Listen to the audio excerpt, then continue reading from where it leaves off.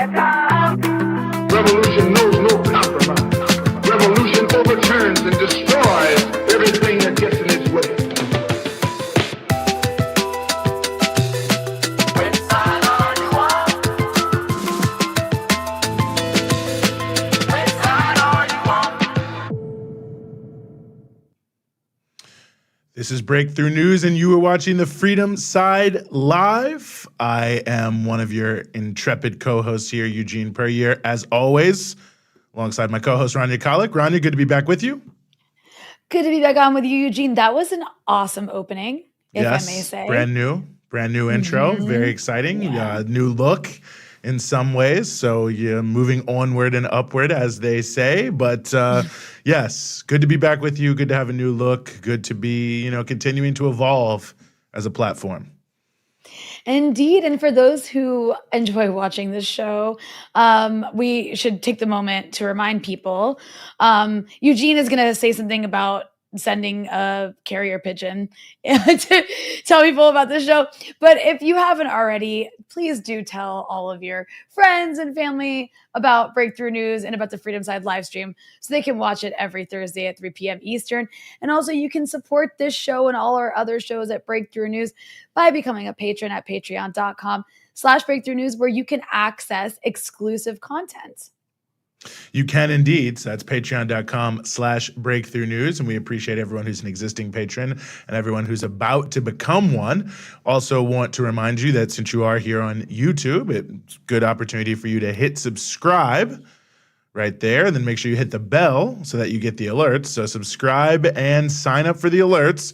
So that way you don't have to work very hard at all in order to find all of the fantastic content that we have coming out here on Breakthrough News, including Dispatches with Rania Khalek. So again, subscribe, hit the bell, go to patreon.com/Breakthrough News, become a patron so you can keep us here on the air talking about all the fantastic things. And yes, if you so choose, send a carrier pigeon. It's a long way. So hopefully you're just sending it to someone in your own city or town. But whatever you have to do, honk a car horn, blast an air horn, knock on someone's door, make a phone call, text someone, whatever it may be, we want whoever is following you to be following us here on the Freedom Side. So do what you feel is necessary to alert others that we are here and we are live and we've got a great show for you. Of course, we're, as always, swinging around the world from Ghana to the NATO summit to the Teamsters picket lines to the Waffle House picket lines to the workers fighting in New Orleans and all across this country and the memory of the recently passed freedom fighter, former political prisoner, Mutulu Shakur. So there is quite a bit here for us too here on the show. And we certainly will be happy to have you. And we're hopefully going to be able to turn to our first story in just a bit here, Rania. We're just waiting on a couple pieces, but I will say this about that. Since I already mentioned to people the very fantastic Rania Khalek dispatches. I mean, there's a lot of really good ones, but I have to say the one that interview you did recently with the gentleman from France about the unrest happening there, I thought was fantastic and honestly essential for people to really understand. Obviously you have some understanding of what's going on. People are angry because someone was killed by the police, but going deeper in the history of what's happening there, I thought it was fantastic. Oh yeah, and Yasser Lawati, who was the guest I had on, did a nice sort of overview of French colonialism and relating it to the police violence that takes place in France against the African, Arab, and Muslim populations there, which of course are all there because their countries of origin were colonized by the French, and the French have really never apologized for it, never really dealt with it, still deny it, or have very horrific views about, we were just like civilizing people. I mean, that's pretty much still a common mentality in France. I mean, you see even the president of France, Macron, isn't even able to say anything acknowledging the horrors of colonialism. And it plays out 100% in the way the structures of the country function. No, 100%. So yeah, that was a fantastic. Fantastic. One of the things I appreciate about what you just said was in the interview is when you listen to the right wing in France, who of course is like crack down, shoot these people, crush these protests, I mean, they're acting as if there's just like no reason people are coming to the country. It's just like these people are coming to our country, they're taking over, they're destroying it, blah, blah, blah. When it's France's own policies that have led to this. I mean, you think about what's happening in Mali right now, where they've kicked the French out, and, Burkina Faso, similar piece. And what, leaders and people on the ground there have been noting is these people here for 15 years and the war only got worse. So, you have to ask yourself when you start to look at these root cause issues, the poverty, the deprivation, the neocolonialism, the actual colonialism, it's somewhat amazing, but it's a very mask-off moment, I think, for France. You're certainly seeing quite a bit of racism creep into even the so-called, not creep in, actually like bust in, kick down the door, even in some of the mainstream type parties. So it'll be interesting to me because now this sort of Republican front issue of everyone against Le Pen is kind of slipping away, the far right gaining all across Europe. Actually, this is something I know you've been thinking about recently as well, Rania. I mean, really from country to country to country, looks like in Spain in the upcoming elections, the far right seems to be doing well, at least. Obviously, Giorgia Meloni in Italy. So it's certainly a witch's brew of terrible, terrible people, the AfD in Germany, who seem to be rising here. Yeah, and of course, the response by liberals to all of that is to be like, okay, like maybe we should normalize some of these parties and like bring them into the mainstream, and they won't be so far right.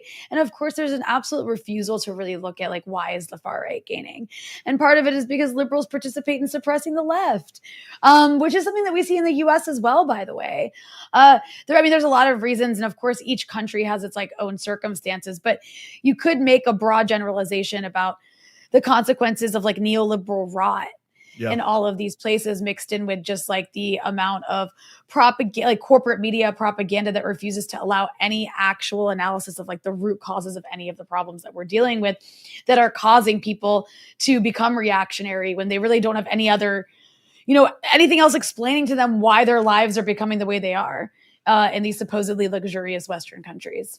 No, I think that's right. I mean, there's like kind of an Occam's razor aspect to it, right? Because the way they speak to a lot of these people, the so-called white working class, either we're talking about Europe, talking about America, is, they sort of pose it to them like, well, when were things good where you lived? And people were thinking, maybe when my grandparents were around, in the 50s and the 60s and whatever. And then, what do you think? It's like, well, it's basically only white people, gay people didn't have any rights, women were staying in the home. And so there's sort of an Occam's razor for people don't know is the simplest answer is often the right answer. Is if you have no other explanatory information, then it's like, okay, well, the biggest differences do appear to be cultural because we've had a lot of, I think, positive cultural change in the United States and in the world in many ways. But of course, that is not something that's standing alone in a silo. It's certainly not responsible for people's problems. But I think what you're saying is right. Like, because liberalism refuses to address, the hollowing out of industry, the destruction of so many jobs, the decline in living standards, the stagnating wages, the erosion of the sort of social safety net, even in Europe, where, of course, the welfare state's stronger than America, but you can see in every country there, they're just chipping away. And then people wonder, why people turn to these far-right solutions, because they seem to speak to people's problems in a bolder way. And I definitely think that is, one of these critical factors in understanding where we are right now as a world. Yeah, and I think one really important element to all of that that's noteworthy, that's probably a good segue into our first guest, Eugene, Yes.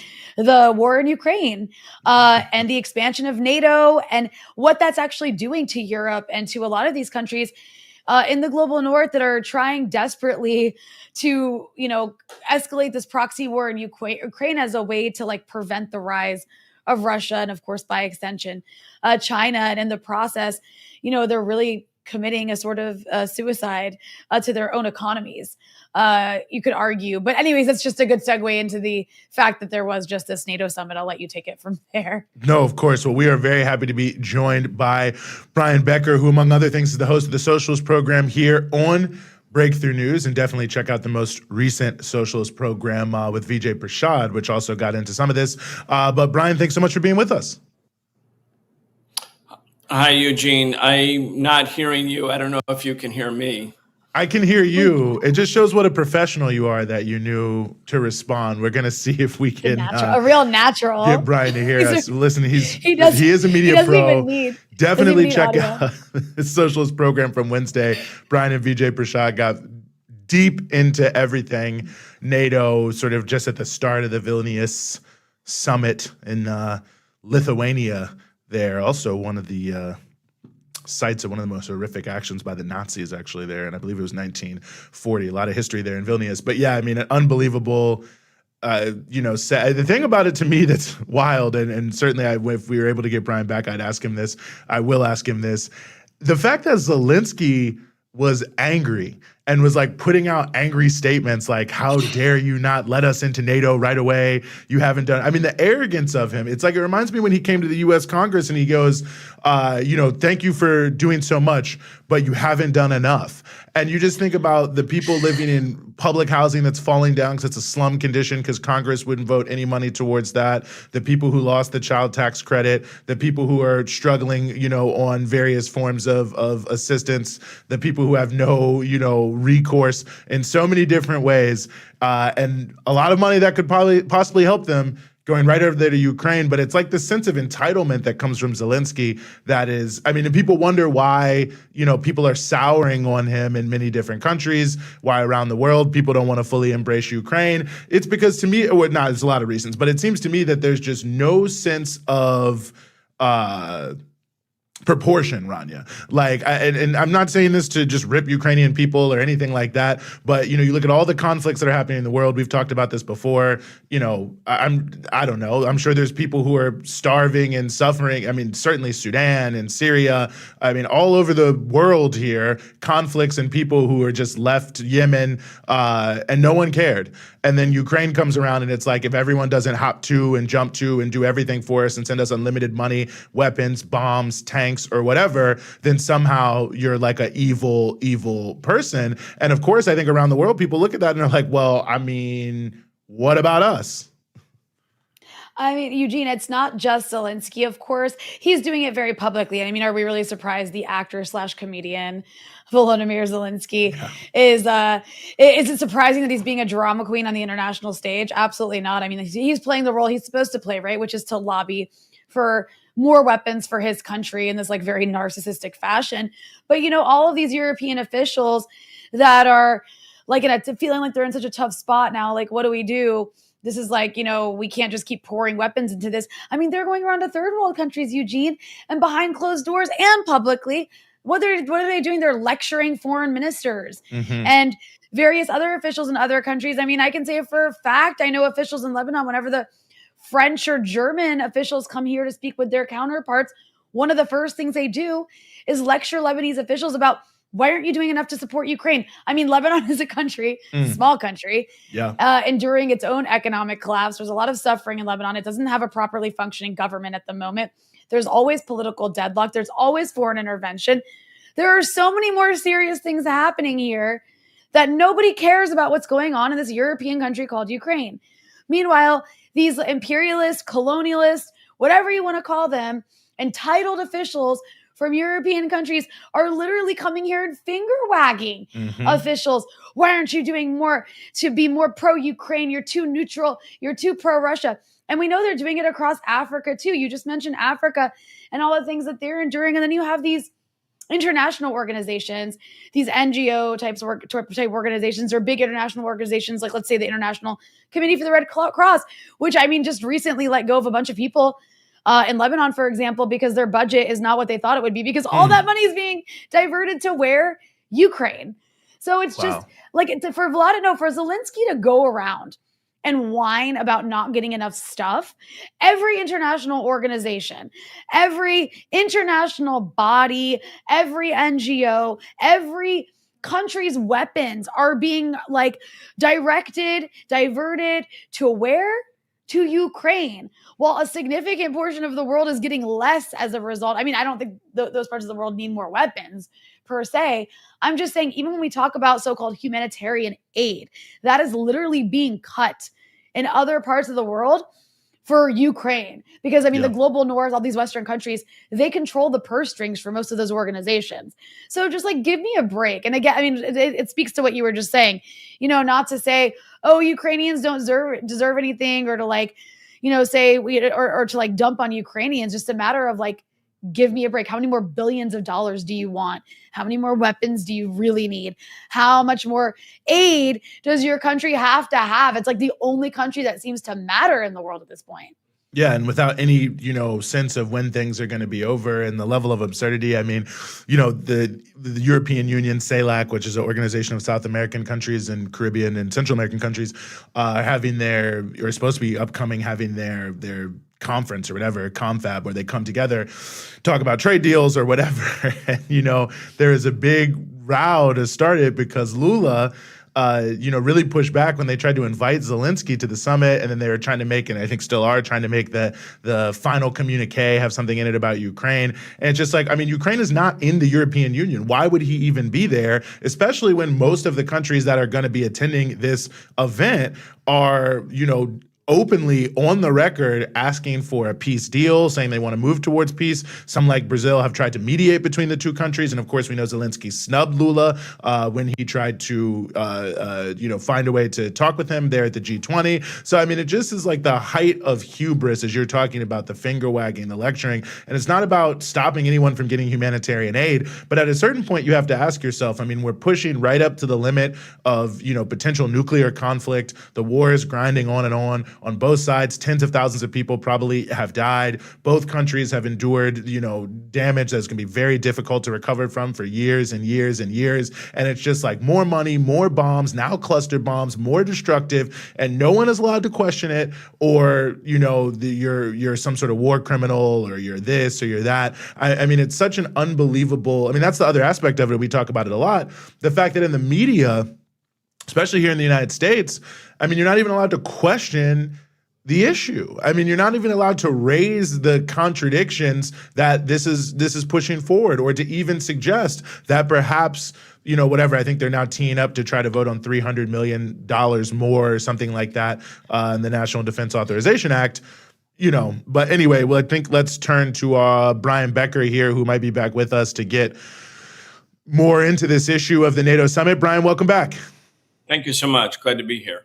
Well, very happy to have you. Obviously, the Vilnius summit there of NATO. It's, I mean, interesting in a way. I mean, on the one hand, you had NATO not really letting Ukraine in per se, but saying that we will eventually let them in, and ultimately coming and backing the war massively. So I guess that's my first question for you, Brian, is, in some ways it's being presented in the Western press as if the U.S. especially is kind of maybe like reining in NATO or something like reining in Ukraine or something like that, or that there's some rift between the two parties, and what this maybe says something deeper about the war effort.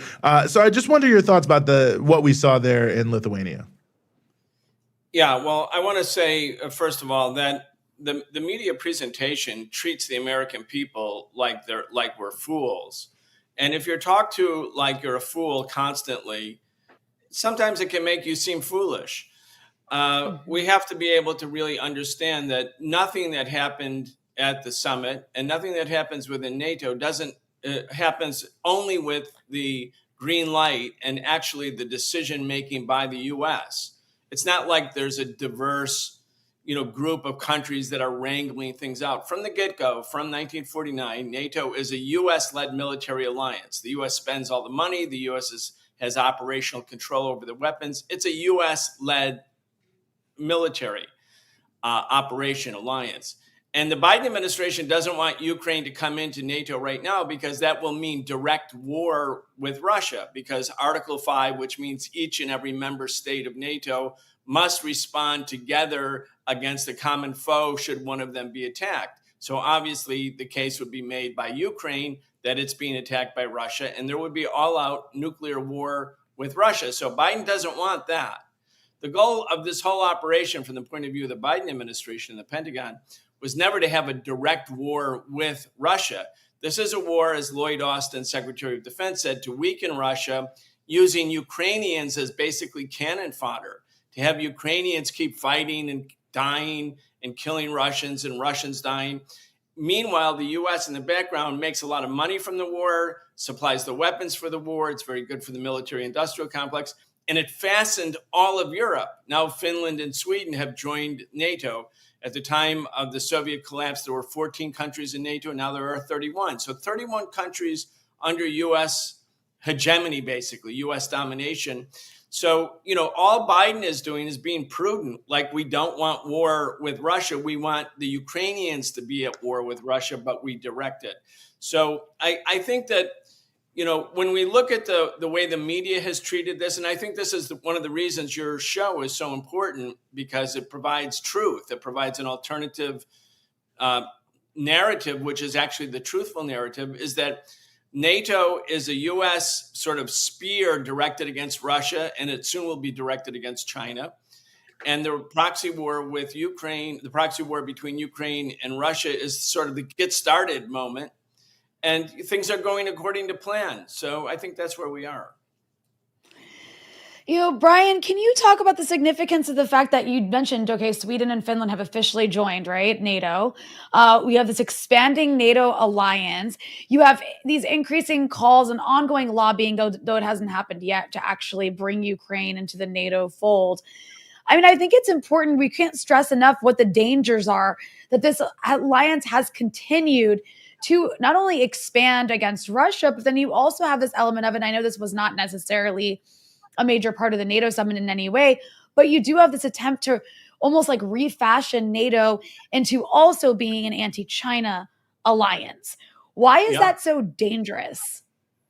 Yeah, that's very important, Rania, what you just mentioned, because the Japanese military and the Japanese government and the South Korean military and South Korean government are also invited, and were there on the sidelines in Lithuania.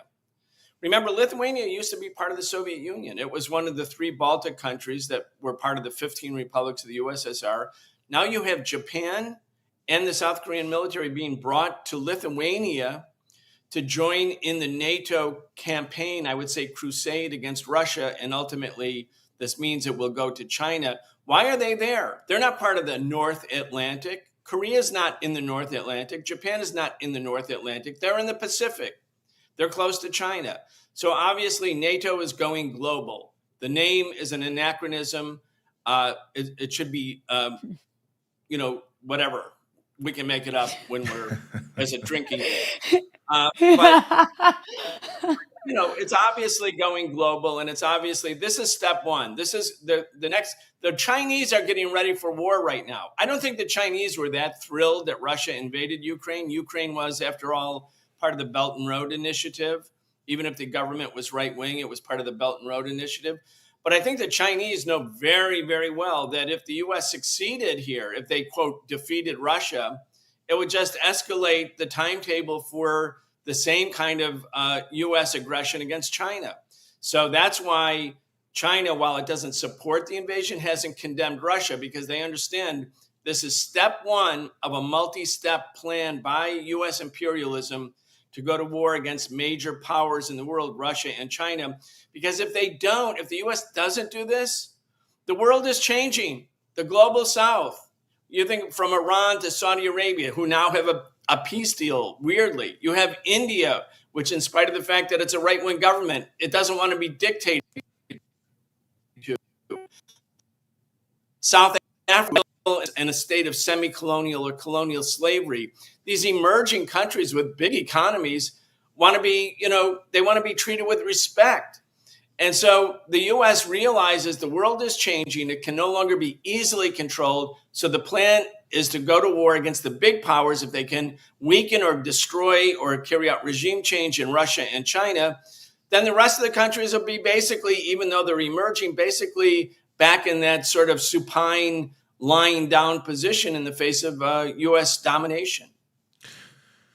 Brian, there is, all hands on deck emergency alert happening in the leadership of Congress, especially the Republican Party right now, because some elements on the far right flank are trying to remove from the National Defense Authorization Bill some funding for Ukraine and have a separate vote on that funding because, they don't want to vote against the military budget because they are warmongers, they are militarist, they do want to go to war with China, they do want to launch drone strikes against Mexico, but nonetheless, they have an opposition to Ukraine. But of course, there is a strong desire not to have this happen because they don't want to create the perception that anyone in America isn't 100% behind Zelensky, Ukraine, and the NATO proxy war. But I say all this to say that there are no progressive voices inside of the Congress saying anything similar. And it seems that the traditional sort of left liberal peace anti-war bloc has just completely disappeared.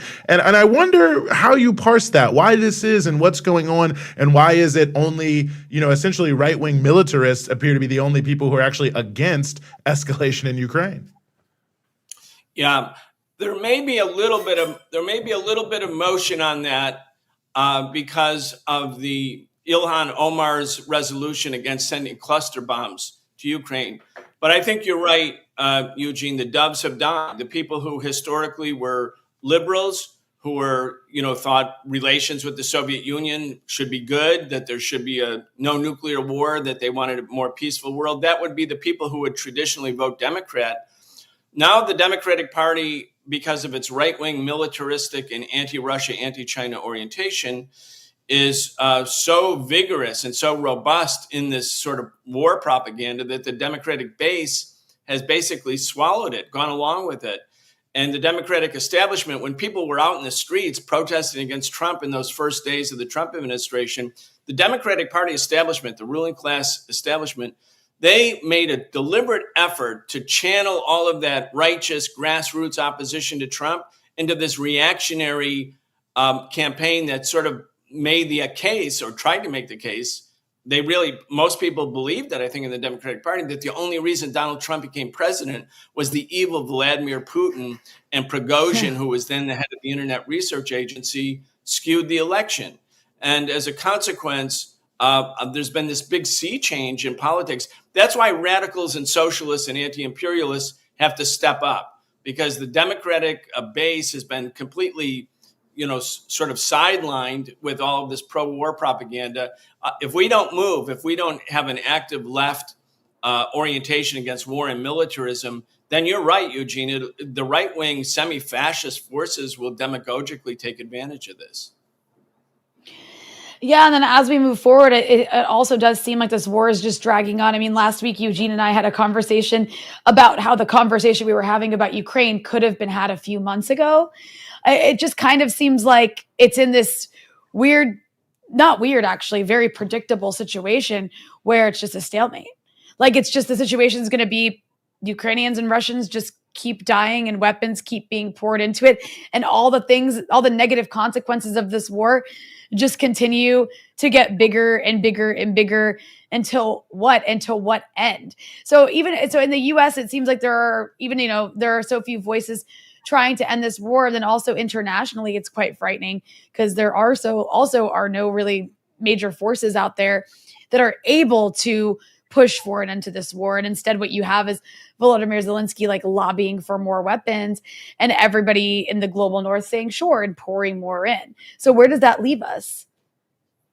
Yeah, but it's exactly where the U.S. government actually wants. They want this to be a long war because right now they believe over time it will weaken Russia. So it's very bad for Ukrainians. It's bad for the Russian soldiers who are there fighting and dying too. It's really bad for Europe. It's bad for big parts of the world that were dependent on grain and other foodstuffs that came from Ukraine. But the U.S. doesn't care about that. The U.S. really feels this is good. The long-term consequences is it makes Europe bound to the United States. And that's what always the mission, really a powerful military force. It was always designed to make Europe part of the United States. And now they're trying to have, meaning a U.S. sphere of influence. And so I think the U.S. is quite content with the current situation. But I think, when you look at what happened before World War I, for instance, Barbara Tuchman wrote the book March of Folly. As Marxists, we don't think of wars, big wars, modern wars, as coming about simply because of mistakes by politicians. We say this is a cause by a system, global imperialism, modern day capitalism, what Lenin called the highest stage of capitalism. But that said, people do make mistakes. I mean, people make very, very big mistakes. The Tsar made a big mistake before the 1905, before the 1903 war, 1903 to 1905 war with Japan. There's lots of mistakes. Before World War I, lots of mistakes, a lot of assumptions that everything will go according to plan. Here we are, chicken between the United States with thousands of nuclear weapons and Russia on Russia's doorstep. And there's this kind of benign passivity within Congress and in the media that, oh, it's all going to be fine. That should not be our attitude.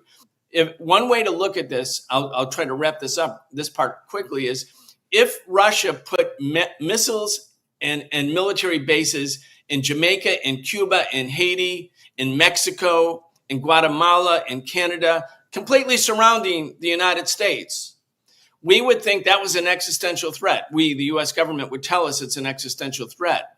That's what NATO has done to Russia. They've surrounded Russia, and Russia thinks it's existential. It's an existential threat. And Biden, weirdly, I think this is true. I hope I'm not making this up.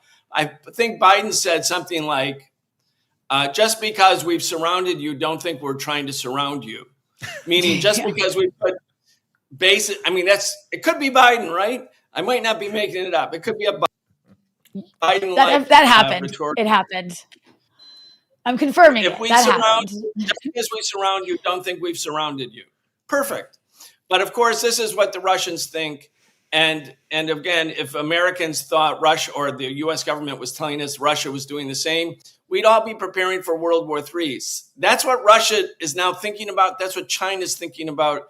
These politicians who have silver spoons in their mouths since the moment they were born, like Blinken and Sullivan, these rich kids who've never suffered anything. I told you, Rania, last time that they were brats. You said that was your favorite line. They are brats. Yeah. They're just little suburban, affluent people, and they think they can do anything. And the reality is terrible things are happening, and even worse things can happen.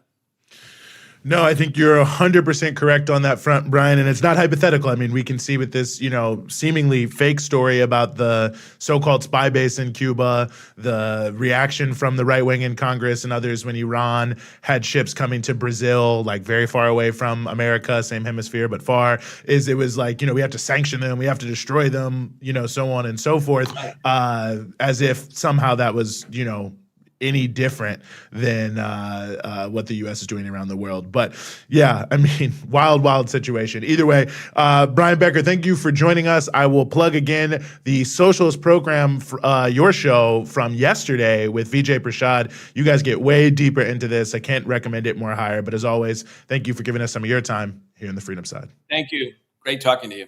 Mm-hmm. Always love the dose of the Freedom Side dose of Brian Becker. Yeah. Wow, that's like a weird segment name.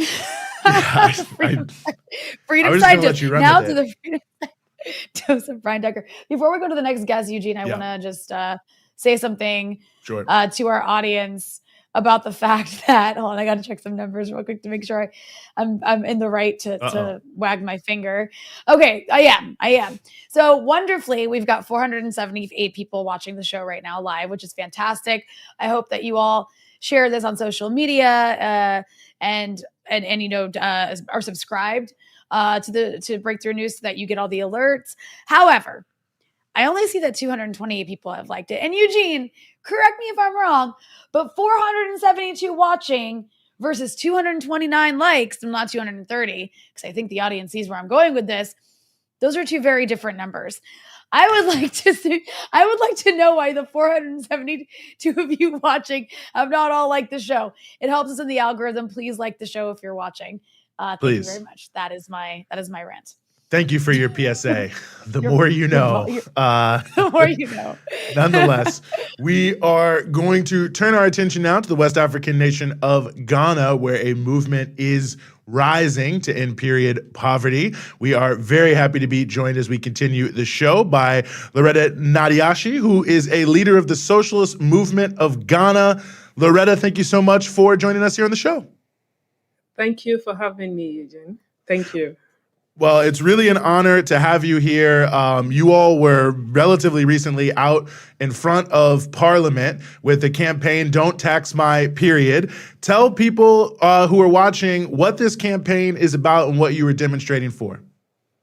So, in Ghana, our revenue authority classify goods into two main categories, that is luxury goods and necessary goods. Unfortunately, sanitary products are under the category of luxury goods, while on the other side, condoms are necessary items. So because it's on the luxury goods side, it automatically attracts a 20% import tax before the VAT and other taxes. We think that that luxury tax is inhumane, is discriminatory. Even taxes on sanitary products is discriminatory, and it shouldn't even be on in the first place. So that is where the uprising is coming from. We say that women deserve to bleed in dignity. If you tax women, it's like you are taxing us because we came out as women. Because really, menstruation is just the womb sharing away its lining. It's nobody's sin. It's not a taboo. It's for every biological woman. Every biological woman must go through this to do the reproductive role, to have the reproductive role. If you decide to give birth, you would need the menstrual process. And so putting a tax on us is so unfair. And so that is why we were in Parliament to petition the parliamentarians. It's such an important issue. And, I think that maybe some people aren't aware. I would say people who don't have to deal with having a period aren't aware with what it means when you don't have access to this sort of thing. As a woman, how it can create many obstacles in your life. I know that sounds like something very simple that most people should know. But for those who maybe have never really had to worry about needing access or not to sanitary products like this, or those who've never had to worry about it because it's just not something their body goes through, can you explain why it's so important for women to have access, what that access should look like, and how not having access to this kind of stuff makes one's life much more difficult, makes it harder for a woman to participate in modern life? Yeah, so period poverty overall is the lack of access to sanitary products, medical care, and all the things you need to feel comfortable during your menstruation. It is so important because during that time, a lot of girls stay off school. During that time, a lot of women in Ghana do not work, are not able to go to work, and this is so bad. This is so not good. The girls keep missing 7 days, 5 days of school going every month. And so at a point in time, you are frustrated. Menstrual poverty also includes you not having access to basic toilet facilities. And so already in our schools, the toilet facilities are bad. You're frustrated. You're having your period. You're already frustrated. Now you don't even have access to sanitary pads. Sanitary pads are the common ones used in Ghana. But when we classify it sanitary product because it includes menstrual cups, tampons, and all that. But in Ghana, most people go for the sanitary pads. Children don't have access to sanitary pad. And now they have to trade sex to afford sanitary pad. And this is also making the girls pregnant. A lot of girls are trading sex. So the man is like, oh, let me buy pad for you. Come and see something in my room. They end up having sex with them. And at the end of the day, many girls are dropping out because of teenage pregnancy. We think that this is making the inequality gap wider, and government has to have an immediate solution to it. Girls, when there was a research that says that in Ghana, when children are in the nursery schools, there are so many girls, but whilst they are climbing up the ladder, they all fall off. So when you go to our universities, the men are more than the girls. Some of these things contribute to it. When we are talking menstrual poverty, we are talking about lack of even painkillers, because sometimes people have cramps, they don't even have access to painkillers or even hot water bottles to use to relieve them of those pains. But not to have access to sanitary pad, that means that you have to go back into using a rag, which is also very, very, very can cause very, very, very serious infections. People have even gone to using diapers because yes, it's big. Our minimum wage in Ghana is like 14 cedis 88 pesos. That's like $1.88. That's our minimum wage. But you'd have to buy sanitary pad of maybe $5. If our minimum wage a day is this much, it means already some women are on the minimum wage. They earn as low as 300 cedis. If you have to spend about 100 cedis every month paying for just your menstruation, you've not paid rent, you've not paid utility, you've not eaten, you've not taken transport. That is so much. I think it's discriminatory. We call it's a discriminatory tax. That is why we are petitioning government.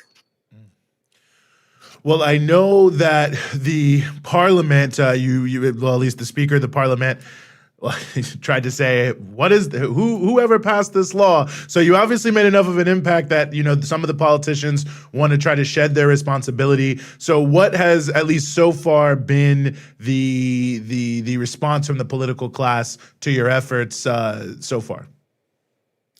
Funny enough, all the parliamentarians are behaving ignorant. They are like, how did it pass? Who put a tax on? The Speaker of Parliament called it a sin, a questionable sin, saying that no, it's not supposed to even pass. But then we raised the question. They put these papers in front of you.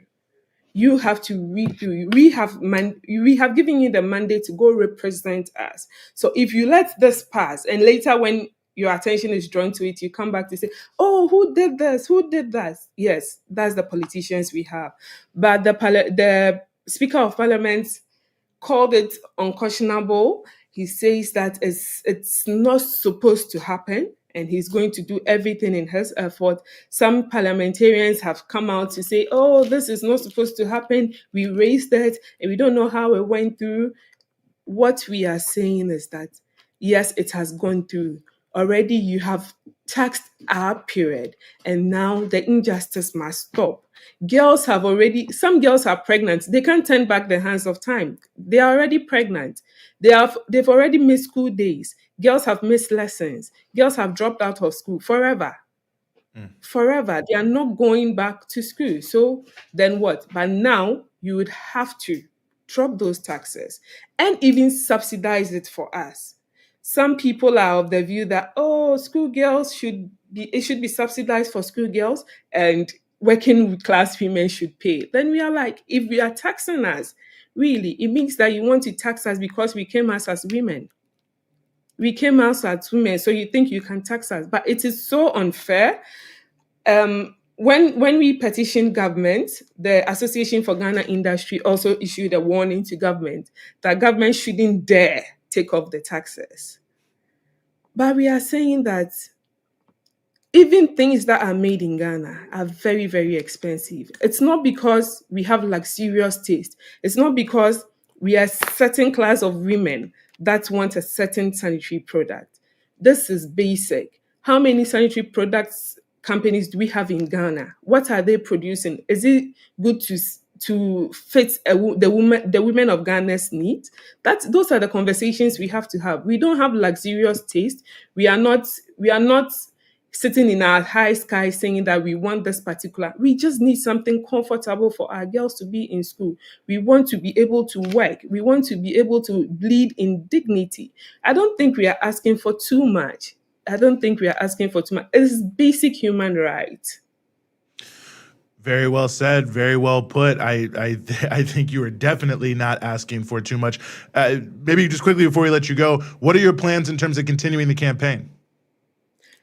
Our finance minister is going into parliament on 27th of July.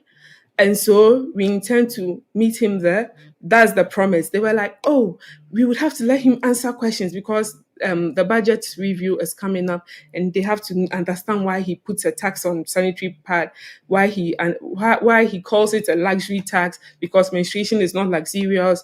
They've been saying a lot of things. We intend to meet him up in Parliament on the Thursday, 27th of July. Before then, we have some planned activities. Some women know that sanitary pads are expensive, but really they don't even understand why it's expensive. They don't know that that is what government. So over the weekend, we organized a workshop for women activists to even explain the taxes that have been imposed.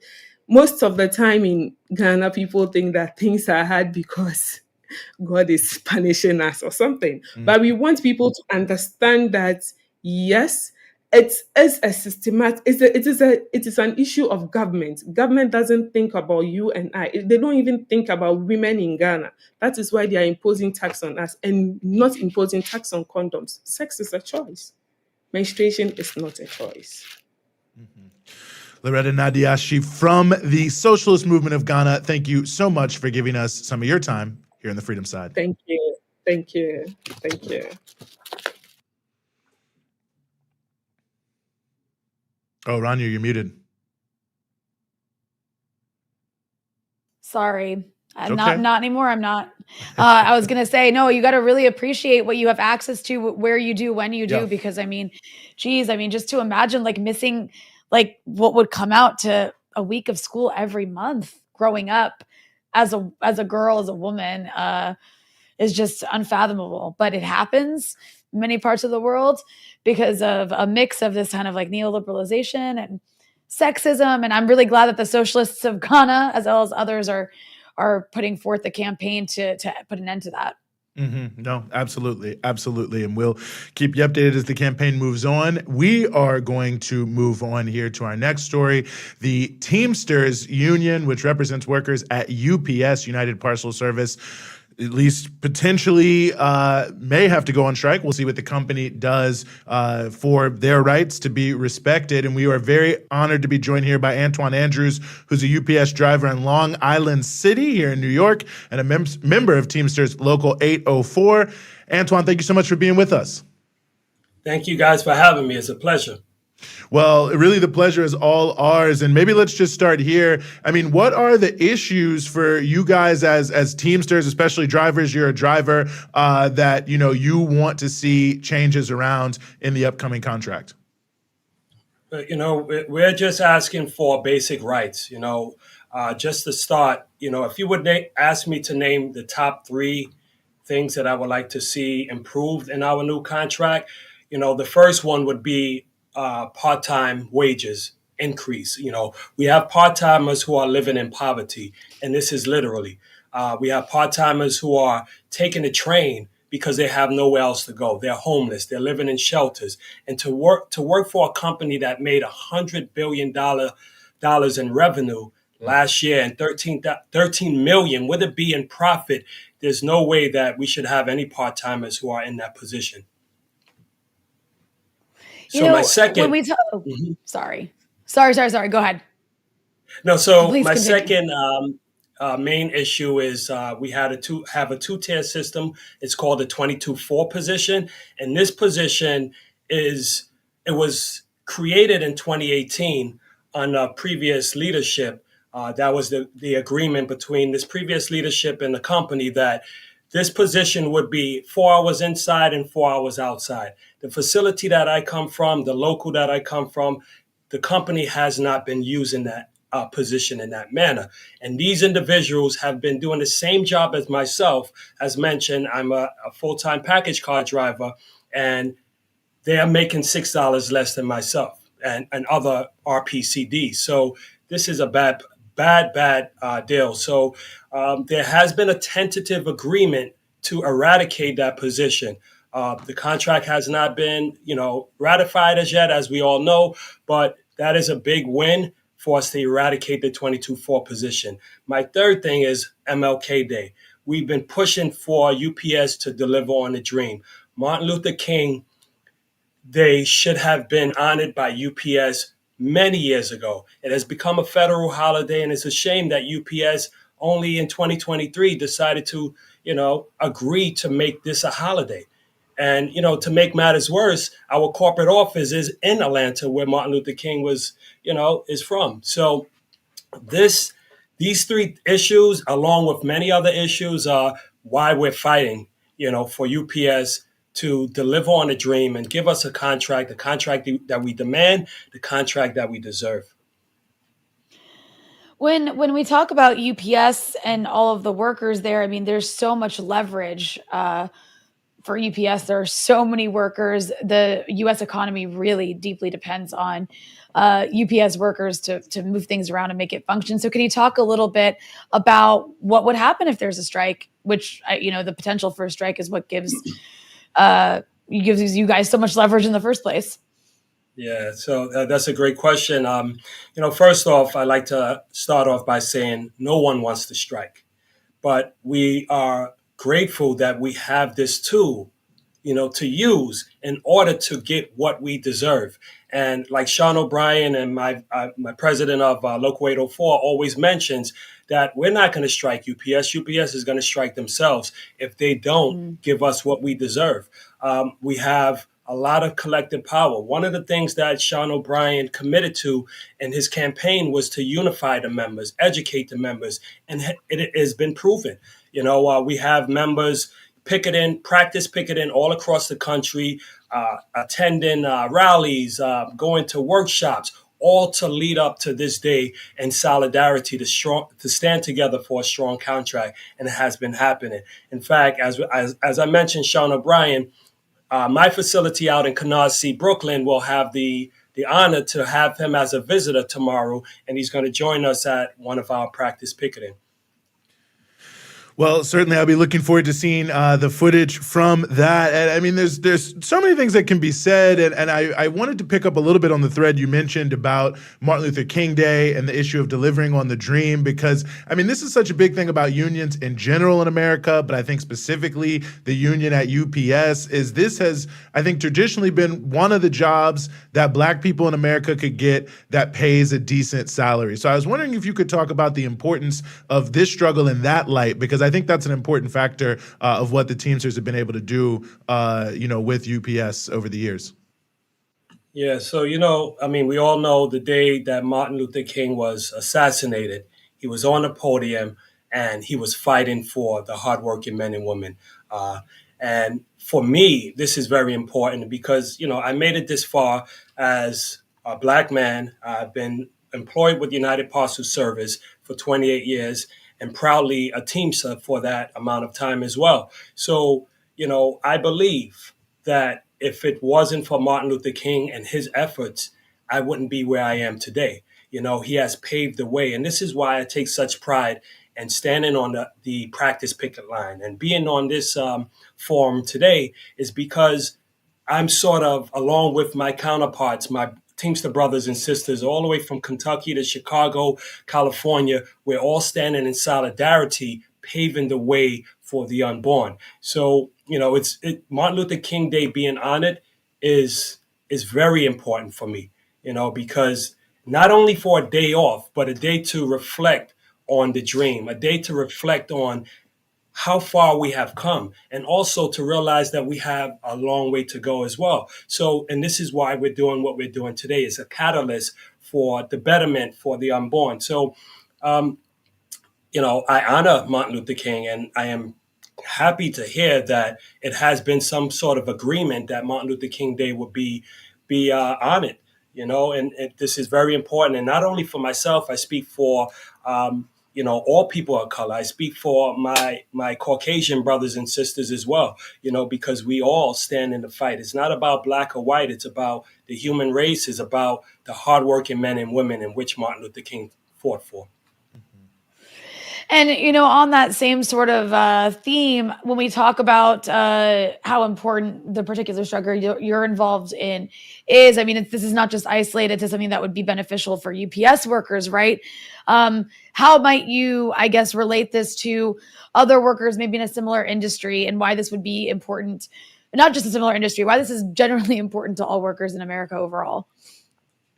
This is very important for all of the hardworking men and women, not just of UPS, for Starbucks, for Amazon, for DHL, because this is a great time to be in the labor movement. I could tell you this. I mean, I've been maintaining this momentum along with, my union brothers and sisters, my hardworking men and women, brothers and sisters, whether they are unionized or not unionized. We've been out there on picket lines with Starbucks, with Amazon, so the people has come together. This is not just a UPS movement. This is a Starbucks movement, Amazon movement. And what we are trying to do is maintain the industry standards. Companies like Amazon is dragging it down, and UPS is getting bright ideas, like, for example, eradicating weekends. They want us to work during the weekends. They want us to work during holidays. When I'm sitting in my backyard on 4th of July and my ring bell goes off and I see a Amazon truck pull up, is disheartening, because this is a day that we should be honoring, the independence of this country. Mother's Day, to see a young lady who has probably 2 or 3 kids at home, working on Mother's Day because she has no choice, is wrong. These are some of the ways that Amazon is bringing down the industry standards. One of the main keys that we are fighting for in this contract here is to increase the wages for part-timers, for the hardworking men and women. Amazon wants to keep that at, a stagnant rate. So UPS wants to mimic, Amazon, and other industries are mimicking Amazon as well. So we're fighting hard. We're on these picket lines, practice picket lines, where our voices are being heard. We're shouting to the company, demanding what we deserve, not only for our contract, but people are watching. It's for the hardworking men and women in other industries as well. Mm-hmm.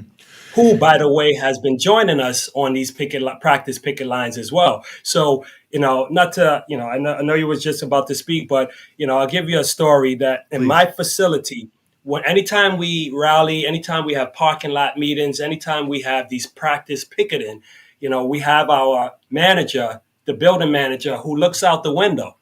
So when he looks out the window, he doesn't only see a sea of brown, he sees the community. He sees other labor organizations coming together, building strength and solidarity. And that is how we get our victory. Mm-hmm. Well, and certainly it seems like, there are many issues where the needle needs to be moved, and somewhere I think UPS has maybe made some little small changes to try to brush some crumbs off the table. But one being around, I know, health and safety issues, especially for drivers. I mean, we're under, I think there's like 104 million people in America right now under a heat advisory. It's extremely hot. And this issue of air conditioning, I know, has been one of these issues. But I've also heard from package handlers who are concerned about issues there. I mean, how important are some of these issues around just being able to do your job and not get injured? Well, as you probably could see, I'm sitting in my room. I didn't get an opportunity to put my AC in the window, and I've only been here for about 10 minutes. So just imagine being in the back of a package car. If it's 90 degrees outside, in the back of the package car could shoot up to anywhere from 130 to 149 degrees. So these are dangerous and deadly conditions. Unfortunately, we have lost brothers and sisters throughout this country. A young man in California, he lost his life. He had a heat stroke, and UPS still, turned a blind eye. So myself and my other union brothers and sisters, we decided to come together and build a campaign called Safety Not Surveillance. And the reason why we call it safety, not surveillance, obviously the safety part is these are poor conditions. Surveillance comes in because UPS, instead of installing some type of cooling mechanism, some type of cooling system, they chose to install surveillance cameras, inward-facing cameras, in order to monitor us, big brothers watching, as opposed to, putting us in a position where we could be more productive. First, be more safe, and then be more productive. Because obviously, if we're drenching, if we're feeling faint, we're not going to be productive. So for me, it's not about productivity first. It's about safety first. And that's the way it should be with the company. So again, that was a part of our tentative agreement. Of course, the contract wasn't ratified, but they talked about installing ACs in each package car that is brought in 2024.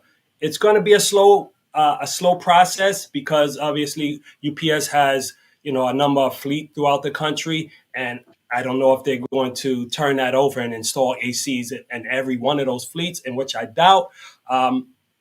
But, it's a big win. It is a big win for me. It's a big win for my brothers and sisters, because no one knew that, no one could ever imagine that UPS would install ACs in the package car. So that's a great win. And it's about time this company considers their workers. And, I give a lot of credit to the men and women who are at the negotiating table from the IBT, who have been fighting day and night for us hardworking men and women. And they're going to continue to fight until we get what we deserve. I would imagine that UPS isn't taking this lying down, not only in terms of how they're, negotiating with or not negotiating with workers, but also I would imagine that they're pushing out like a PR campaign of some sort from Yes. their end.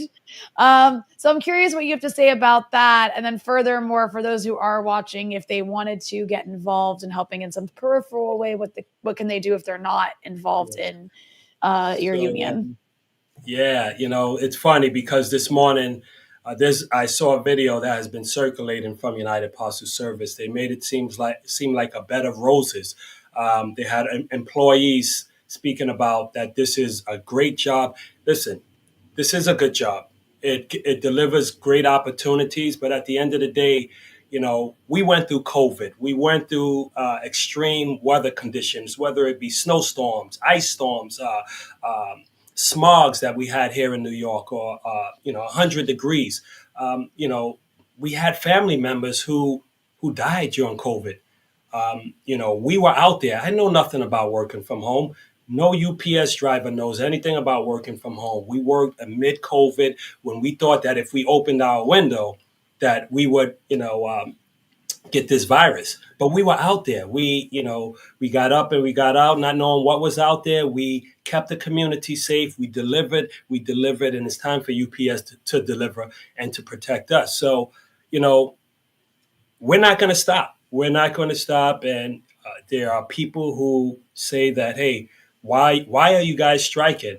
We're striking for the hardworking men and women. We're striking for better pay, for a decent living, to maintain a quality of life, have better working conditions. So, I advise people to get involved by, reaching out to their local UPSers and joining them on the picket line. If we do go on strike, stand out there, show their solidarity, show support, because this is how we're going to win. Antoine Andrews with Teamsters Local 804, UPS package driver in Long Island City. We were honored to have you here on the Freedom Side. Thanks so much for giving us some of your time. Thank you. Solidarity to you all. And thank you for having me. No, thank you. Well, Eugene. Yes, Rania?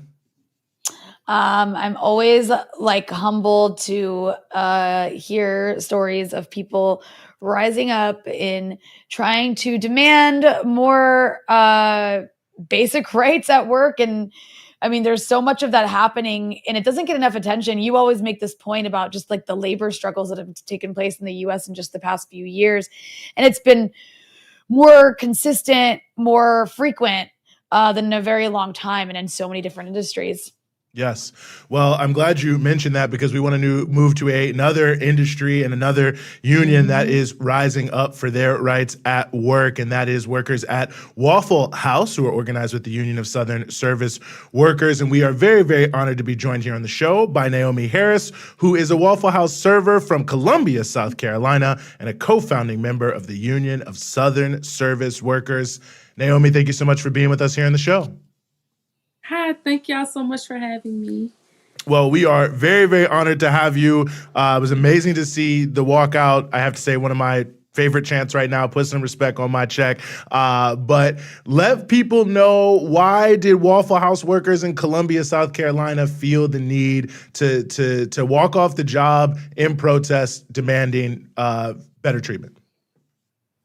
We decided to walk out of Waffle House and go on strike because we were tired of being disrespected on our job. We were tired of not having security available for us during dangerous situations. We're tired. We're tired of not getting paid enough because service workers minimum wage for us as a tip worker is $2.13, and that's not enough for us to get by. We can't just rely on tips. And we were tired of the dangerous things that we face on our jobs, such as one morning I was working first shift, which is from 7 a.m. to 2 p.m. And a guy came in upset about hash browns. And he went outside, grabbed his gun. Another customer went outside and grabbed his gun. And then they came back inside. And the angry customer was like, I'm either leaving here with my hash browns or my money, but I'm not leaving here without either one of them. And he ended up getting his hash browns because they was done cooking by that time, and he left. And all I could think was I could have just died over hash browns. Mm. You know, when I think of, oh, sorry, continue. I was.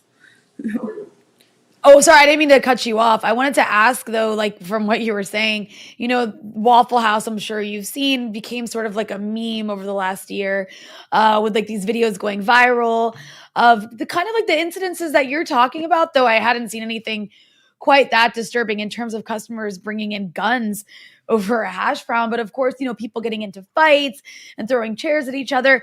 I even got to the point where SNL, I'm sure you saw, at one point did this like comedy sketch about Waffle House and, you know, people fighting at Waffle House. And, you know, it became something for people to laugh at.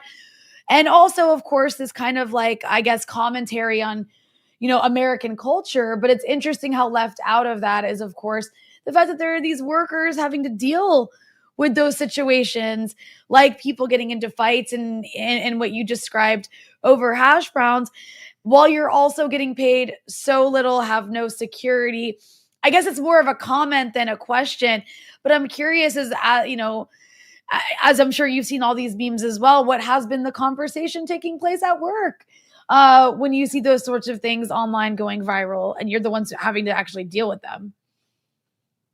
We don't think it's funny, honestly, and that's what made us push forward to go on strike, because it's everybody thinks that's just Waffle House culture, and that's not okay to normalize that type of behavior, especially since it's our lives that's getting put on the line for it, and it's just not okay in any shape, way, or form, and it's not funny. So we decided to go on strike. We've been getting amazing publicity for it. People have been reaching out. We've been going out blitzing to different service industry jobs in Atlanta, North Carolina, and in Columbia. And a lot of people are intrigued by it, and they're wanting to know more information to get involved into the union. And we have a mass meeting on July 22nd in Columbia, where we're going to have a lot more Waffle House workers coming out to speak about their incidences too, because these demands is going on at every single service industry job. It's not just Waffle House. Well, you know, I'm glad you bring that up, because one of the other issues that I had seen you all raise that just seemed just wild to me is this issue of the shift meals that taken out of your paycheck. So I was hoping you could tell our viewers about that as well. So Waffle House has a mandatory policy where they take $3 and some change out of our checks every shift that we work. So I work a lot of doubles. So when I work doubles, every time I clock in and clock back out and I clock back in for my next shift, that $3 some change automatically gets taken out, and there's no way for us to opt in or opt out of it. A lot of us don't even really eat Waffle House like that, or just don't even have time to eat because it gets so busy. It's the last thing you have time to do is sit down and eat something. And if we want to take it to go, we have to pay for it full price. So what's the point of having the meal deduction if I'm still gonna have to pay for it full price if I take it home? Wow. And then there's another issue that's been raised by workers, and that's the fact that the chain is not like repairing things like ACs, which of course, you know, you're in the South, it gets quite hot in the summertime. So I'm just curious, like, what has that experience been for you? When the AC breaks in Waffle House, it's so hard to work. It was a day I was working, the AC was broke. It was hot, it was like 95 degrees outside. We got busy, the grill gets extremely hot because it's a gas grill, so it gets real hot over there. And then all the people that's in the building that's in there, it's too small of an area with a lot of people. It's just nothing but heat coming from every direction. And I felt myself when I was washing the dishes just start swaying back and forth like I was about to faint. And my coworker ran outside to go throw up from just heat exhaustion. Wow. And it breaks like on and off. So when Waffle House fixes it, they do a short fix. They don't do a long term fix for it. They just do something for it. They'll hold it for like 1 or 2 days, and then it's right back broken. I mean, it just, the other factor is it just seems like there's no way that Waffle House is short of money. I mean, I'm from the South. I spent a lot of time at Waffle House. People are in and out of Waffle House like crazy. So I mean, I don't know. I wish I had the numbers in front of me, but it seems like it isn't as if they are broke and can't provide these things for y'all. Waffle House is a $1 billion company. Waffle House is all over the South. There's 19 Waffle Houses in the Columbia area alone. Waffle House has more than enough money to pay for us to have security on all shifts and not just on Fridays and Saturdays and Sundays between 2 a.m. to 5 a.m. Waffle House can afford to fix our AC. You know, there's also the fact that you have this thing called, I mean, when you talk about $1 billion company and then you look at this wild mandatory meal deduction, can you talk a little bit about that? Because it's also just like the nickel and diming here is insane. Yeah, so with them being a $1 billion company, a lot of that comes from the meal deductions because it's a lot of Waffle House workers and they take out the $3 and some change out of our checks every shift that we work. And then on top of that, Waffle House charges 20% when you take a to-go order. So Waffle House prices changes every 3 or so months. So like they have way more than enough money to fix the things that we need fixed. They have cooks that wear $3 million club shirts, $2 million club shirts. These people making y'all millions and millions of dollars, and you're not paying us enough. You're not fixing the things that needs to be fixed in the store so that we can run an adequate shift. Everything is just Waffle House just needs to get it together. Like they just don't. They know that they treat their workers horribly, and now we're finally standing up about it and fighting back. And now they're scared because the vice president of Waffle House has sent me and my coworkers that went on strike a text message with a letter on there saying that he hears our demands and he's going to like talk to us more about it in person on how he can help fix our demands. And he sees that it's our right to organize and that they cannot retaliate against us because we are protected. Well, that's critically important, and the importance of having a union for sure. And, you know, one of the things when I was watching the video of the walkout is the energy. I mean, it just comes through, you know, through the screen. I mean, how does it feel to take action like this? Because I think, you know, a lot of people, it can be scary to take action at work. But how does it feel when y'all come out in this kind of strength with this kind of energy? It feels amazing. This was my second time going on strike. And this time, it was way better than the last time because I had me and my coworkers and then the Union of Southern Service Workers all out there screaming and chanting for us when we were coming outside. It's amazing to see everybody that works in different service industry jobs come together and all fight together. You know, real quick, I want to go back to one issue you mentioned earlier, which is, of course, like because it's a service industry job, you're as like a server, you're you know, in the US, it's this ridiculous wage that you get like under $3 an hour. So everything's relying on tips. I just want you to like give us an idea of what people are dealing with in terms of financial insecurity despite working 40-hour work weeks or more. So by me being a tip worker, my minimum wage is $2.13, and I make just a little bit above that. I make like $2.92 an hour, but it depends on what shift I work, how much I get paid an hour. Because first, second, and third shift, they get paid. Every shift gets paid differently, and so even though I'll work like doubles and doubles and doubles, it's like I'm still scraping to get by to the next check because it's just everything has gone up. Inflation, rent is high. Water bill is high. Everything is high except for our pay. Everything has raised up but our pay, which is why we're holding these corporations accountable and making them putting our foot on their necks to show them, hey, you gotta treat us better if you want us to continue to run your corporation, because they will not have nothing without us workers. That's 100% true. I always say in these kind of situations when I ask people, I say, well, if your boss doesn't show up to work, do you stop working? And of course, everyone says no. But if we don't show up to work, then, you know, it's the whole thing is totally shut down. And I think that's the power of it. And I want to ask you, for people who might be Waffle House workers, service workers who are living in South Carolina, living in the South, you know, what would you say to them if they're thinking about taking the step to organizing on the job? Don't think about it. Just do it. Because if you think about it, you're just going to be thinking and thinking and thinking. Just do it. You will not regret it. That would be the best decision you will ever make on your job, is just standing up and fighting back against these corporations, because we are protected. As long as you have a union behind you, we are protected. Corporations can't do nothing about that. Just stand up and fight back for what we deserve. And for those go who ahead, are Ronnie, please. watching, I was just gonna say, you know, I think it's always so important for those who are watching, who are inspired by this, who don't work at Waffle House, but want to help in some way, whether it's to, like, you know, sign a petition, I don't know, or just like share information, go find information about what's taking place. Where would you direct our viewers to help in a supportive role?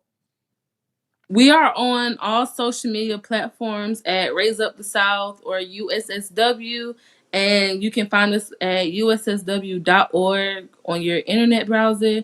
And there's ways for you to sign up to be a community supporter, or if you want to join, like, want to get more information about the union because you want to join, you have other people who would like to join, there's an option on there for you to sign up, and an organizer will be back in touch with you to talk to you and have meetings with you about what's going on. Right on. Naomi Harris, Waffle House server from Columbia, South Carolina, co-founding member of the Union of Southern Service Workers. Thank you so much for giving us some of your time here on the Freedom Side. Thank y'all. All right. I like to Well, give you there the you first go. word, Ronnie. Right. That's why the... Well, I just like to, I'm happy to see people like demanding their rights at work and preparing to strike if they don't get them. Yeah, I love it. They're at Waffle House, they're at Dollar General, they're doing a lot. So for whatever reason you live in a southern state, you're a service worker, I can't tell you what to do, but I think it might behoove you to look up the Union of Southern Service Workers. Interesting thing. And if you go back and check some of what we've had the opportunity to do here on Breakthrough News, we've covered a range of different things going back to 2020 that USSW has been doing. They were previously the Fight for 15, including last year their founding convention in Columbia, South Carolina as well, which was fantastic. So you can catch some of that coverage there if you want to see more and learn more about what they are doing, and check out at Raise Up the South. But now we want to switch gears here again. Obviously, a very sad happening this week. Mutulu Shakur, former freedom fighter for Black liberation, former political prisoner, passed away. And I think that it's only right that we remember his memory. And we are very, very honored to be joined by Kalonji Changa, who is a co-founder of Black Power Media, for this discussion. Kalonji, thank you so much for joining us. Honored to be here. How you guys doing? Doing very well, very well. And, you know, the honor is all ours. And, you know, maybe to start here, perhaps for those who don't know, who was Mutulu Shakur?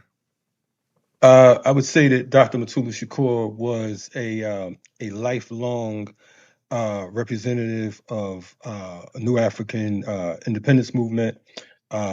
He's a brother who, for all practical purposes, started off as a young soldier, literally at the age of 15, and worked his way and earned his stripes as a general in our people's liberation movement.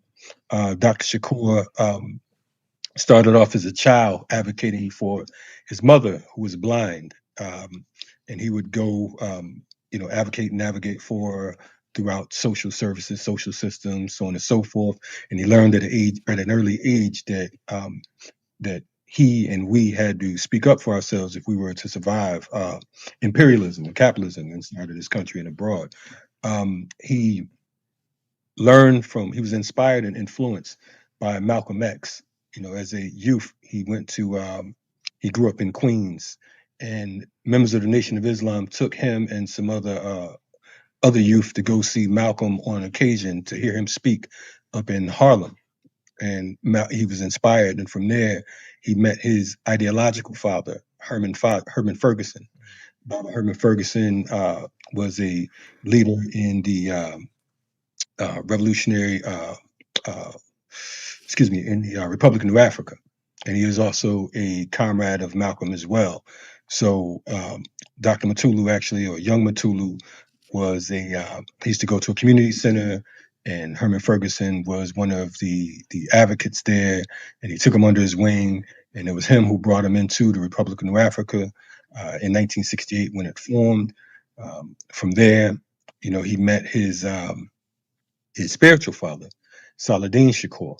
He said he had three fathers, and those fathers was Herman Ferguson, Saladin Shakur, who was known as the father or the progenitor of the Shakur clan, the Shakur family. He was a brother that was also the father of Zaid Shakur and Lamuma Shakur. Of course, we know that Zaid Shakur was assassinated, murdered on that New Jersey Turnpike with Assata Shakur, shot with Assata Shakur and Sundiata Kohli. So Saladin, known as Alba, took him under his wing.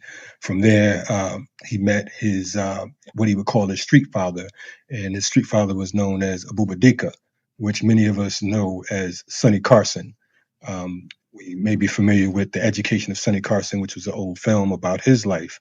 And for those of you who are hip hop fans, Sonny Carson was also the father of Professor X from the X Clan.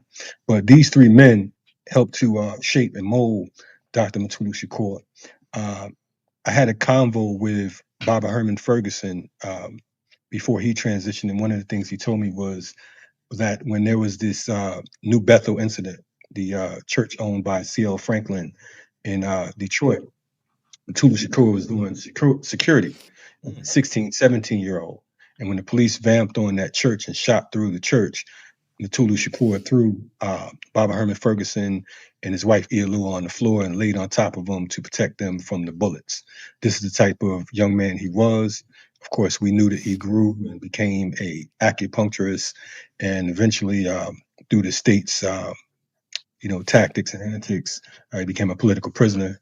And I'll stop there, and we can. Well, I mean, it's very important what you just mentioned. All of everything you just mentioned was so important. Like, so much activism took place, and of course, he was targeted for those reasons. And then ends up spending several decades in prison as a political prisoner, with, of course, the state accusing him of all kinds of crimes. But we can talk more about that as well. But obviously, he was in ill health, and there were several opportunities to release him earlier, and it wasn't done until it was deemed that, like, basically he was going to die. So I'm just curious, can you talk a little bit about that experience of, like, trying to get this man who was in ill health out of prison earlier? And do you think that ultimately him dying was a result of being in the US prison system, which of course doesn't necessarily lead to the best health outcomes? Of course. I believe he was denied parole about 10 times, if I'm not mistaken. Someone who was a model, quote unquote, prisoner, if there's such a thing. I know that when I first, I'd been in contact with him through letters from the 90s. But I remember the first time I ever spoke to him, I was on the radio here in Atlanta at WRFG, maybe in 2004 when I first moved down. And our sister, and Jerry Algani, who's an ancestor now, she was going to be interviewing me, and Dr. Mutulu Shakur called in from the Atlanta Federal Penitentiary. And the one thing he said, we were basically arrested and doing time because of the work that, like, Kalonji and the FTP movement, our organization, was doing on the streets. And I was floored because I had no idea that he knew that he had his finger on the pulse of the streets like that. Fast forwarding you know, there they ended up being a compassionate release after much fighting from his legal team, family, and his organization. And he was released back in December, I believe it was December 16th or 18th, December 20th, I believe. And he lived for the past 8 months or so. And so it was he was diagnosed with cancer, like so many of other freedom fighters. But to answer your question, indeed, he we consider this a murder by the state because him and so many other political prisoners. You have folks like Rochelle McGee, who has served 67 years in prison. You have folks like Mumia, who's been in for over 40 years. You have Aranza Bowers, who actually was supposed to maxed out maybe like 18, 19 years ago. So we know that prison is a death sentence. We know that prison is prison anywhere, but particularly here in the United States, is is a form of torture. And we can only imagine. And of course, I don't think any of us on the screen has done any type of significant jail time.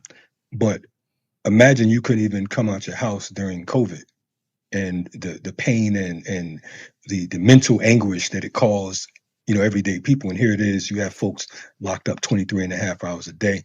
I don't think it's coincidental that many of our freedom fighters have been diagnosed with cancer, different forms of cancer, and many have died. So I think that it's something that is bigger than just they got sick and died, or it's just some type of regular illness. You already alluded to the role of Dr. Shakur as an acupuncturist. I was hoping you could talk more about that and the pioneering work that he was spearheading at Lincoln Detox at Lincoln Hospital in the 1970s.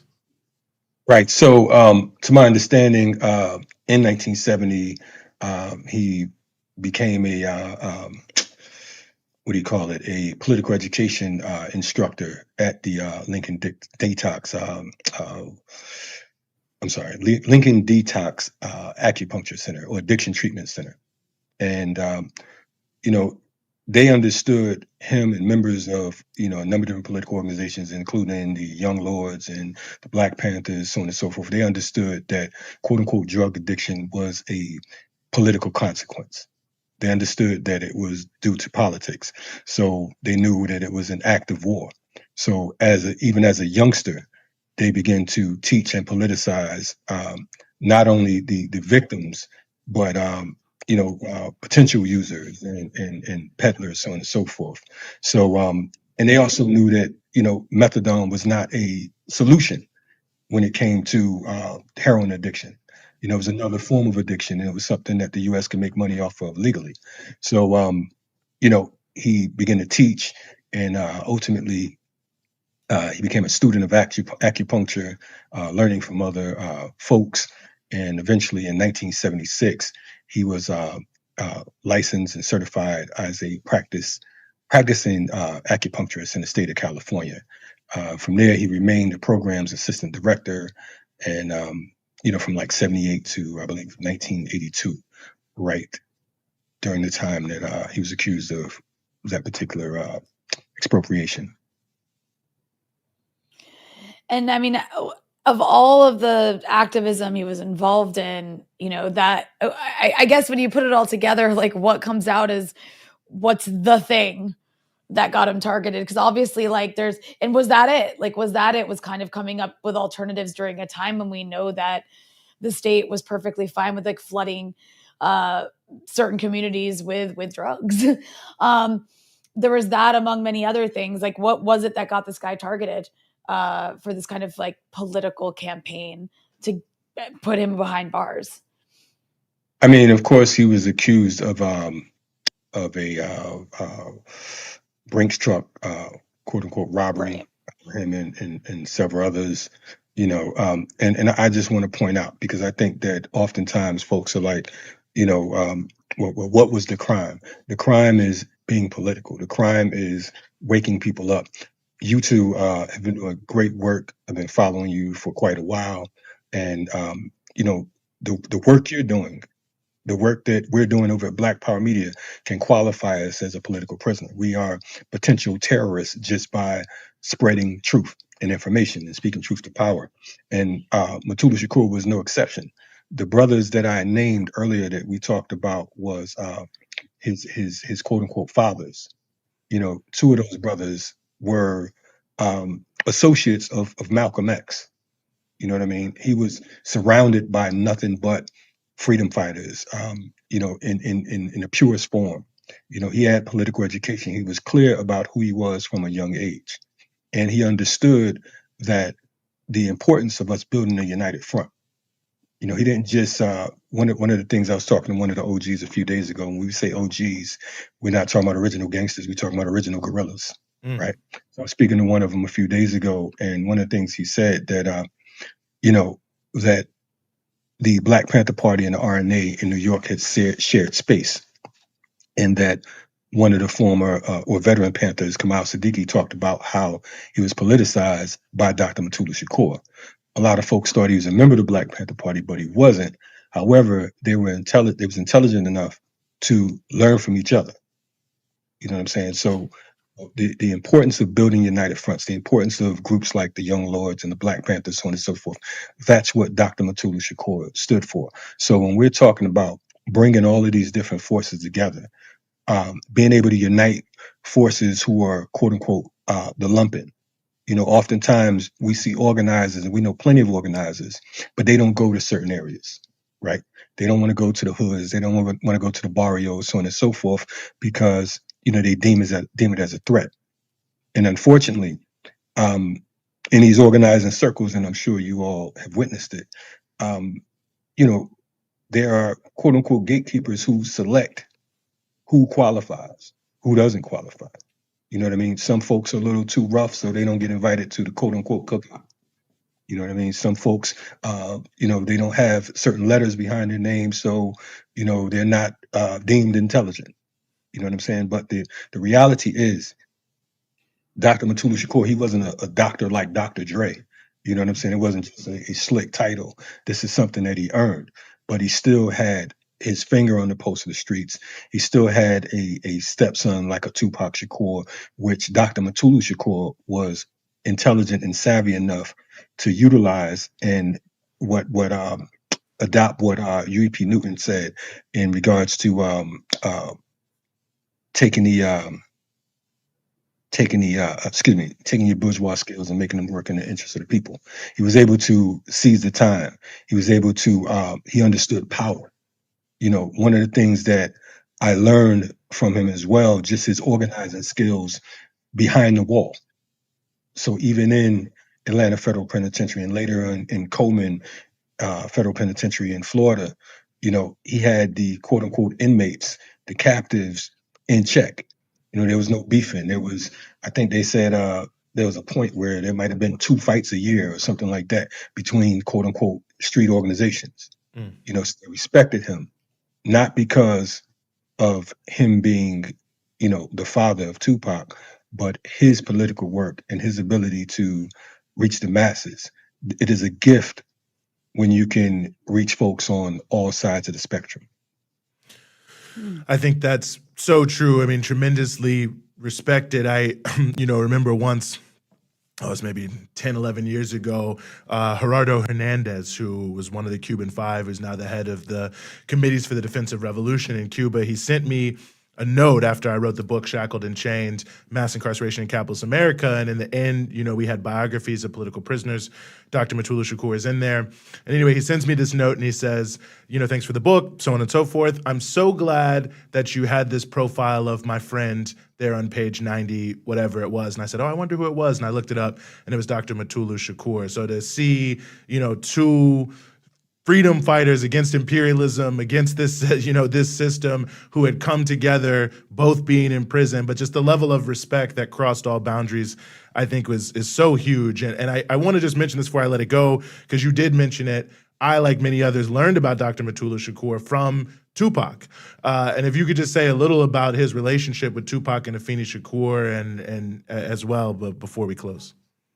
Right. And I can't, you know, I don't get too involved in everyone's relationships and all of that type of stuff were based on what I know.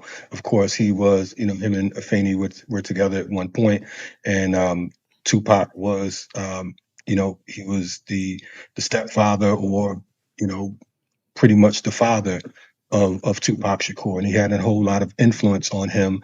And I believe they co-wrote the Code of the Thug Life, and like you said, he was able to take the phenomena of hip hop, that particular culture, and make it work in our best interest. Because, like you and so many others, when you listen to Pac, you heard names that you hadn't heard before.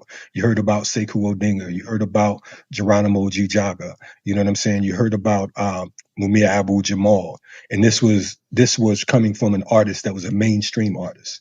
Of course, Public Enemy and Dead Prez, they did, great work. But Tupac Shakur, he can go from one extreme to the next. And I think that, although, there's often contradictions in regards to how people feel about how folks organize.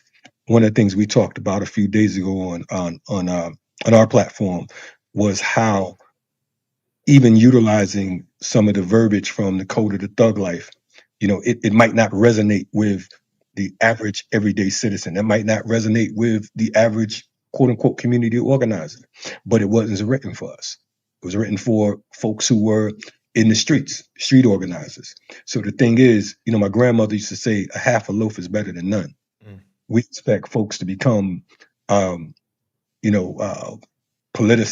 overnight.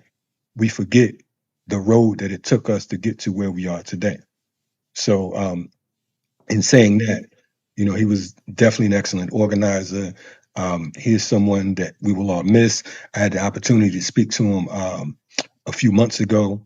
I was actually leaving a show with a speech from Arrested Development, and just coming out, I'm getting this late night call, and I'm like, who is this calling me after midnight?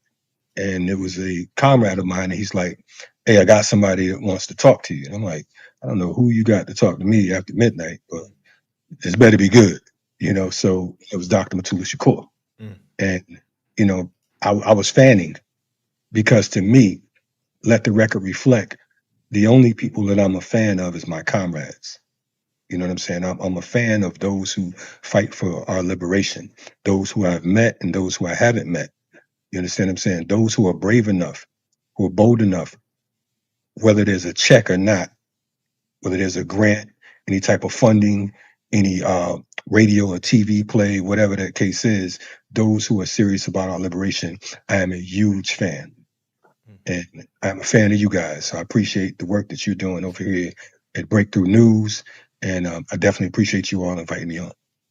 Well, we really appreciate you joining us, Kalonji. Black Power Media, of which you are a co-founder, we are also a fan. Couldn't recommend more highly. I hope people don't only follow but support financially. But I know you have a lot going on, brother. So thank you for giving us some of your precious time here on the Freedom Side. Appreciate you. Thank you so much. You all be safe.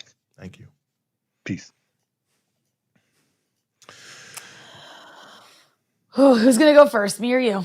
I always wait for you to go first.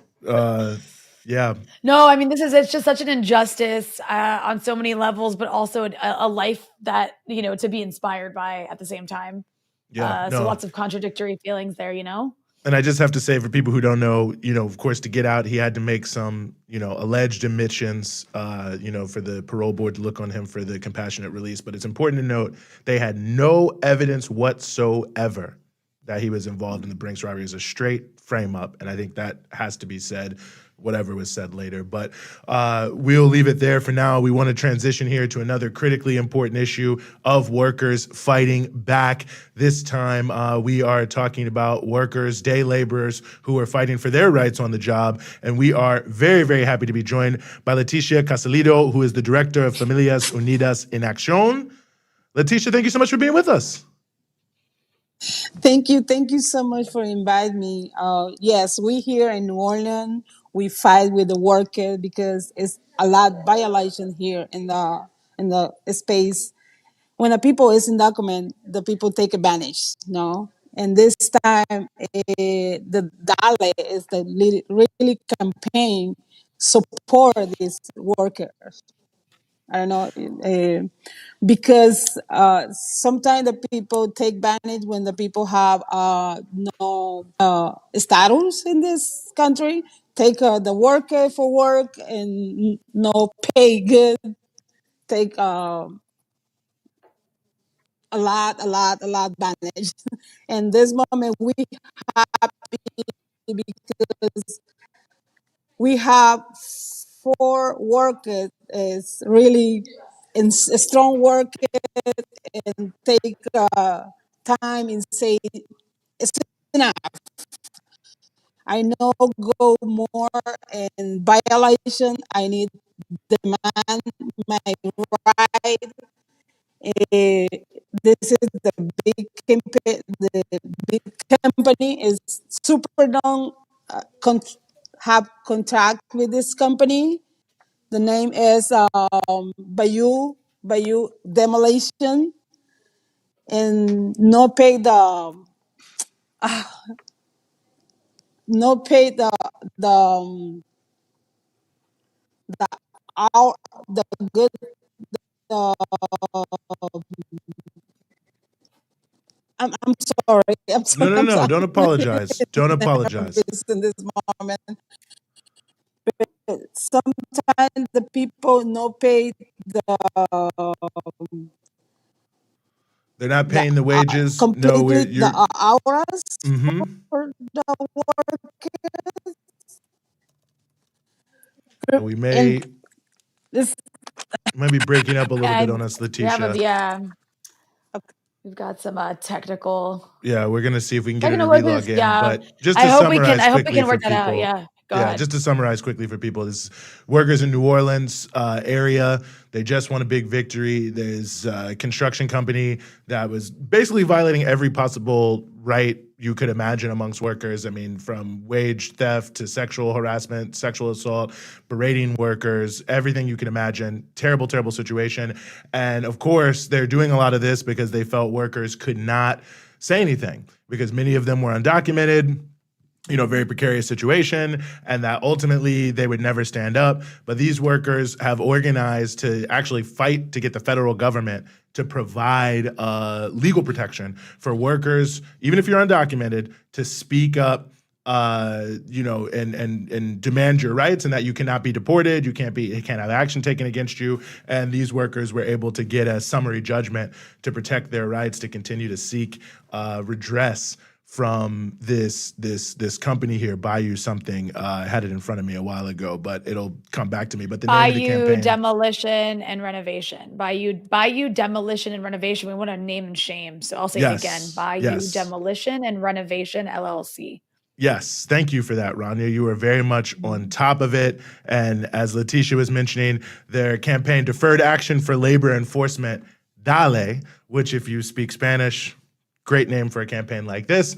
I'll just let you Google it if you don't. But nonetheless, fighting here. And so these workers in New Orleans really kind of the tip of the spear, the vanguard, if you will, of this struggle of day laborers around the country to be able to exercise this right. Because of course it's one thing to have the right, but it's a whole other thing to use it. And so they just had a big march, 150 workers there outside of the Superdome to raise awareness there in New Orleans and also around the country about this I think critically important issue, really, Rania.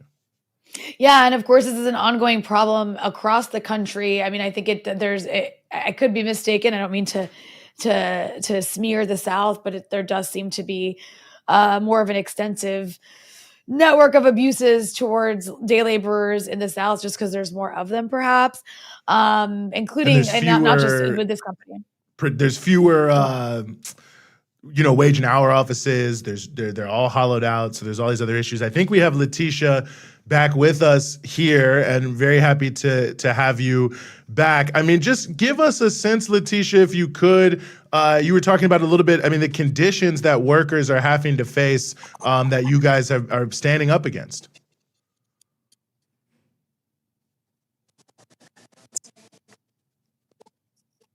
Oh, we might have lost her again. Well, we're gonna see if Technological we can work gremlins. on this. Yeah, the technological gremlins. Maybe Bayou Construction, doesn't want us to have Yeah, this who knows? conversation. I wouldn't Who be knows? shocked. I mean, one thing I'll note about this: there's more wage theft in America than all other forms of theft combined year to year. So you just think of every robbery, theft you've heard of, all of those put together is less than the amount of wages bosses are stealing from workers. And day laborers are probably the number one, I don't know, day laborers and people working in, restaurants, other tipped employees, but definitely day laborers. It looks like we have some difficulties. We're gonna have to get Letitia back on a different day, but we will. But I once talked to a brother, day laborer, who told me, he was hired to, like basically lay like a concrete path from someone's driveway to the house. You know what I mean? Like one of the little, just snaking path up to the stairs. And so he does the job, completely does the job. The guy comes at the end of the day, the boss, and he says, "Oh, well, I'm not gonna pay you." And he says, "Well, I've just done the job." And he said, "Oh, well, you did it like serpentine going like this. And I told you to do it serpentine, like going like that." You know what I mean? And so something as small as that. And he refused to pay him. And he was undocumented. So he thought, well, I can just get away with it. Unfortunately for him, this gentleman went to the Employment Justice Center in Washington, D.C. and was able to fight and get his wages back. But I mean, it just gives you a sense of how petty such this is. A lot of women workers are obviously heavily affected by this because sexual harassment, sexual assault, that's the price of having the job. And that's certainly something that was happening here that the workers in New Orleans were raising up. So yes, the National Day Laborers Organizing Network, or NDLON,